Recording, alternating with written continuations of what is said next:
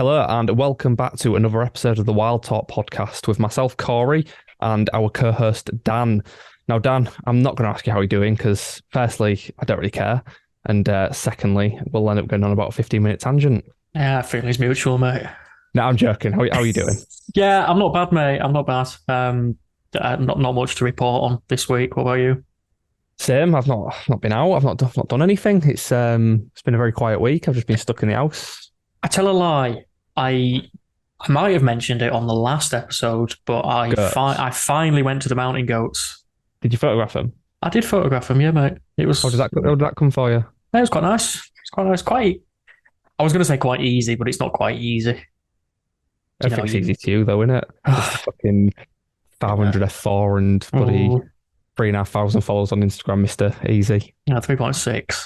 Okay. Yeah. Get it right. You missed out 100, I'm very close to 1.5k followers on Instagram, which is not a lot of followers, but it's nice. And I want to thank everybody for putting up with my crappy images so far. It's been good. A podcast as well, the support we get on Instagram, lots of messages, lots of people entering the competitions. Yeah, it's nice to lots of OnlyFans models messaging us as well, mate, and subscribing. Those accounts do my head in. I must spend a while deleting them accounts off our follow list. Do you know what? It's a pain in the ass for you. It's a fun 15 minutes for me. 15? All right, let's keep it PG. Yeah, I mean, I don't know if... obviously, you give me some really interesting, fun news this morning. Do you want to chat about that, or should we wait until closer to the day and keep that quiet for now? I was umming and ahhing. I think we can probably go ahead, and announce it, maybe. Maybe not announce because obviously it's not set in stone yet. Or potentially announce. There's stuff in the pipeline, but go on then. Go for it. I'll go for it. I suspect many of you out there listening, or maybe not out there listening, who knows, will have heard of the Global Bird Fair. I believe it's held in Rutland. Correct me if I'm wrong, Corey, but I think it's down there. I'm going to correct you because I don't know either. I think it's somewhere. It is, isn't it? It's somewhere around there anyway. Yeah, it is because it's at the Rutland Showground. So yeah, it is down there. No, it's not, as Corey said, it's not all set in stone, but we could potentially, or we have been invited down as a podcast to that event this year. I think it's in the second week of July, if I'm not mistaken. Yeah, 17th of July for 3 days. 14th, 15th, and 16th of July, apparently. Oh, what am I on about? Where did I get 17th from? Not sure. It might have been 17th last year, but I'm convinced it's the 14th to the 16th. I've booked that time off work, so I bloody well hope it is. See, I've got this time off work, but I've got a bit of a predicament. Right, go ahead. 15th of July, I'm photographing a wedding. Okay. So I'm going to have to come down, go home, and then come back again, essentially. You are, yes. Which I don't mind. I don't mind doing that. I should have a car by then. It's what we've got to do for the pod, mate. It is. Do you know what's going to be brilliant? Obviously, we shared on the Instagram the other day, our fans giving us all this advice. They're going to absolutely love this. Oh, I forgot about our fans giving us top-notch advice. As Taylor Swift once said, haters going to hate. They are, but they'll still listen. They do, and you're all right. They can sit there and tell us all this advice on how we're doing things all they want, but you keep listening to us, guys. You keep giving us support. Thank you very much. Yeah, thanks. You're boosting that listen account. It's great. Cheers. Yeah. So that was interesting. It was. Yeah, we've got a couple of plans for later on in the year. I think we're going to look at doing a WildTalk calendar. So whether or not that's going to be man and Dan's images, because ours is much better than all of yours, or if it's going to be that was a joke. That was a joke, by the way. That made you sound like a knob. Yeah, it did. Yeah. Or I think if Dan agrees with me, we're chucking a good mix of our photos of the week as well. Yeah, I think that'd be quite nice. Get the viewers involved. Or we do something completely different and do a competition and just get closer to the time. Choose 12 images from a little competition then. Who knows? I quite like the sound of that one, actually. Yeah, who knows? Who knows? Yeah. Things in the pipeline. Interesting things, exciting times. Another thing while my notes are open up, I mentioned to Dan this morning, obviously for the last 3 episodes, I've done my very famous joke of the week. However, I'm changing it. Mm. I've decided to be a bit more fitting. My joke's hilarious. I know that. Yeah. But it's very hard what I find funny, what other people find funny. What I find funny would probably get me locked away. So I've just stopped doing that. And instead, I'm going to do my species of the week. I'm still bringing my beer of the week. I'd like to add that's still me. Well, talk on. Tell me your beer of the week this week before I say my species of the week. I've got a lovely pint of Black Sheep. That sounds Welsh. It's not. It's brewed in Masham in Yorkshire. I think it might be North Yorkshire. It's very nice.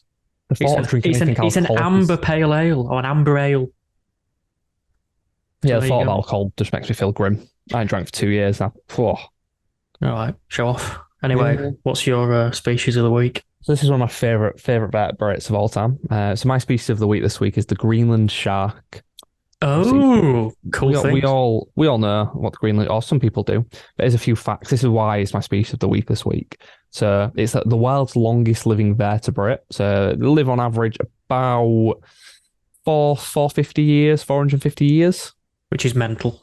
Which is mad. Obviously, they've got a super slow metabolism, living in the very, very cold Arctic. And did you know that that's about 99% of Greenland sharks are blind? I didn't, although I think I have heard that before. Maybe not the percentage, but so a lot of them are. They've got a parasite on them called the Kerpod or Kerpapod. Parasite that attaches to corneas of their eyes, and they all swim around blind with this parasite that feeds on their eyes for the rest of their life. That's a rough doing, isn't it? 450 years of being blind and having your eyes eaten. But the thing is, they spend most of their time at the deepest, darkest depths. Yeah, they don't need to see anything anyway. They don't need to see out anyways. And if they do see out, I mean, what they're going to see? Fucking, well, it's krill. Whoa. Yeah, exactly. Right. Mm-hmm. Yeah. But I thought it was an interesting change. Jokes are funny. I love my jokes, but let's try and keep it relevant. Yeah, I quite like species of the week, mate. Yeah. Did you get a quiz ready for me this week? No. I just want to categorically tell everybody listening and you, I didn't do what you asked me to do and do a quiz. I forgot and was busy. Well, lucky for you, I came prepared and I've got a little quiz for you again. Oh, not another one, please. I have. This is a smaller quiz, though. Oh, good. There's only 3 questions with 1, 2, 3, 4, 5, 6, 7, 9 points available. Okay, that's better than last time. So the first question, if you're ready, name all the British mustelids. Well, I don't even have a clue what one of them is, mate. Oh, for God's sake. Mate, I didn't go to university to be a nerd like you. Okay, right, okay. Weasels. Weasel family. Oh, weasel. Oh, 7 species. Oh my God, I have no flaming clue. I'm going to make myself look like a muppet. I'm going straight in with a stoat. Stoat, yeah. Go on, that's 1 point. I'll give you a second point for weasel because you've said weasel. There's obviously a weasel. Yep. Oh. Pine marten. That's 3 points. Oh. Pine marten. Oh, Jesus Christ. I'm going to have to stop at 3. So I'll give you some hints. One of them is an invasive species that tends to be killed on rivers and things like that. It's called mink. Mink, correct. So that's number 4. I'll give you a hint for the 5th one.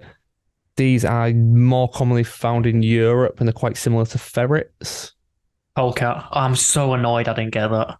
6th one, I'll give you a hint for. They are the 2nd largest and people love them on the west coast of Scotland. On the west coast? Quite popular on Mull. They have the densest fur of any mammal. Oh, Jesus, I know this. Sea otter. It's not a sea otter, it's a Eurasian otter. Same bloody thing. And then I'll give you a hint for the 7th one. This was going to be. I'm not going to ask you any more questions because my other 2 are related to this. This is the largest mustelid. They live. I can't say the word because you'll get it. They live in beaver. Nope, beavers are not mustelids. Are they not? No, beavers are rodents, I think. Oh, they do fall into that category, don't they? I think so, yeah. Hmm. Yeah, beavers are rodents, yeah. No, they live in large underground habitats. You have photographed them Oh, before. badger. Badgers, that is correct. Love badgers. Do all right. I gave you hints for a lot of them. I'm going to give you 3.5 out of 7 for that. Yeah, give me Not more 3.5. questions. That was a fail, a massive fail. That was But now fair. I know. Now I know. So if it ever comes up on a pub quiz, I've got the answers.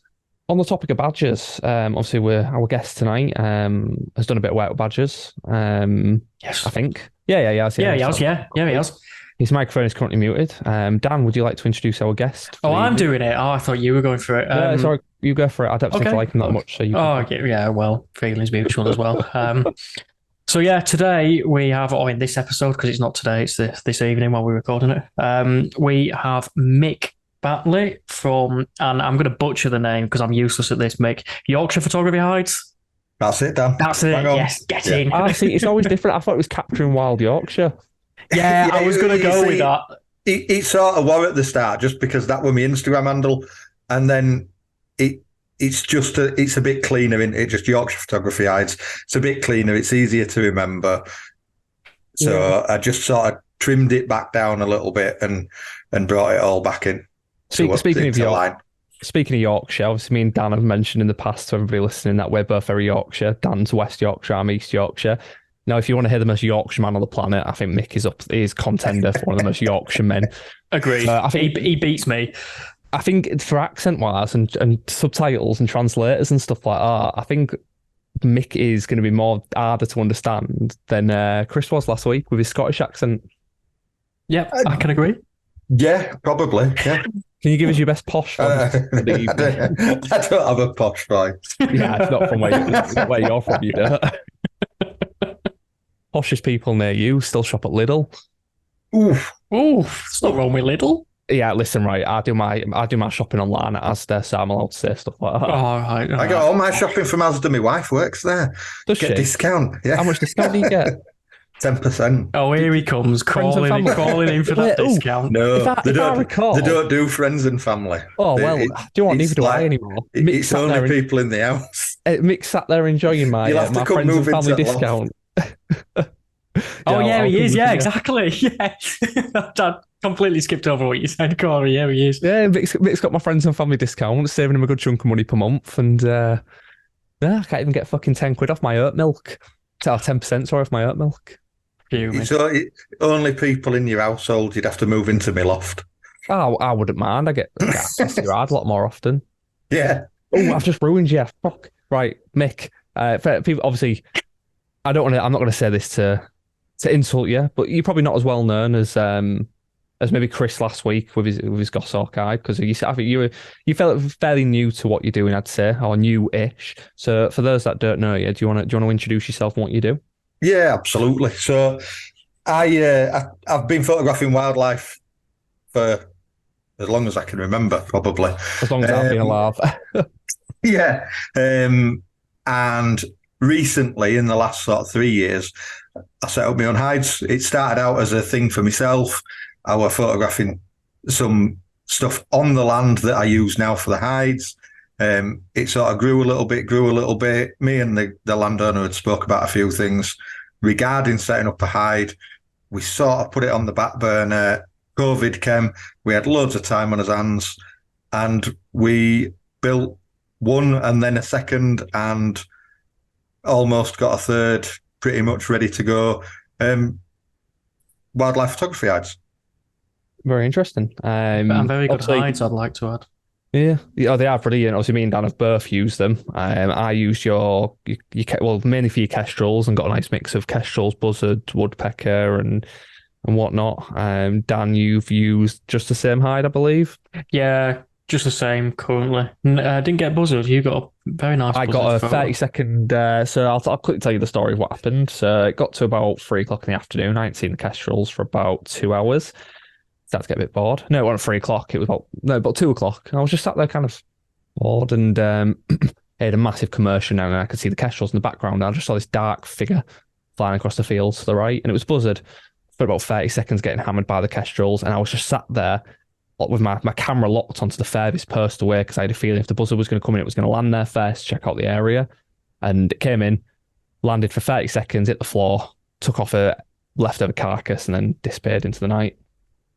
And then I got the photos through Messenger while I was at work. Yeah, and really nice. Yeah, there were. Do you know what? Right, I visited. That was my second hide that I visited that I get buzzards in, and I visited Des Ong's hide the year before last for buzzards, which was fantastic. And they're always a species I love photographing. And yeah, Mick, you've done a really good job of that. So thank you for letting me and Dan visit. Yeah, thanks very much. Anytime. That particular bird is mint, though. It's beautiful. It's a pale morph. It's a good sized bird, and it really is amazing. It's just a shame the kestrels don't let it sit like it did last year. Yeah, well, kestrels, especially coming up to this time of year, they're going to be they're on the defence, aren't they? It's getting close to nesting season. Obviously, did you post on Facebook the other day? You've now got a rogue female coming in. Yeah. I bet that's spicing up the area, isn't it? It could be one of last year's juveniles, maybe popping back in.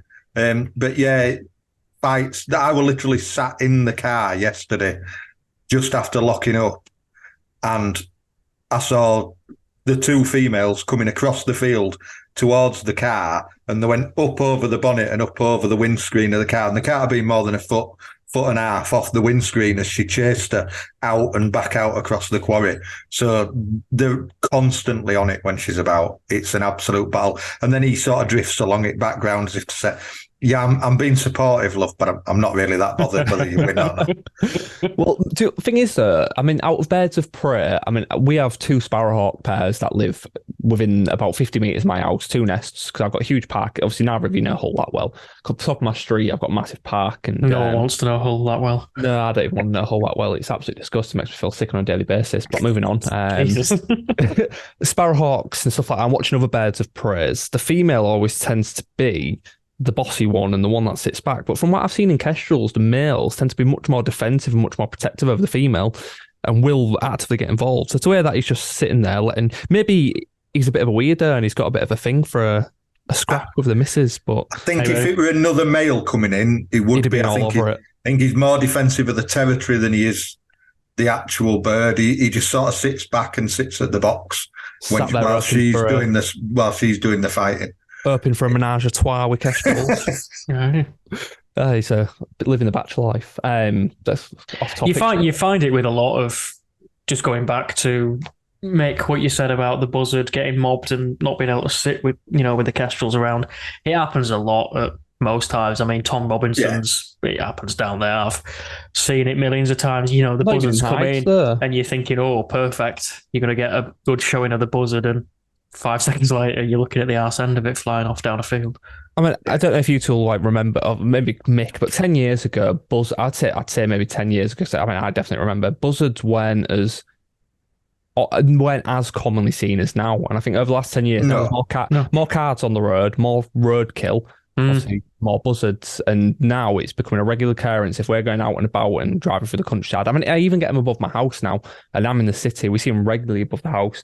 And crows are just mob them. And I think it's even out of breeding season. It's an instinct for corvids to mob birds of prey. So it is regular. It's not just the kestrels and stuff like that. I think I feel sorry for buzzards. They just want to come in, grab the worms, grab a bit of roadkill, and then sod off for the day. But no, they're hard done by.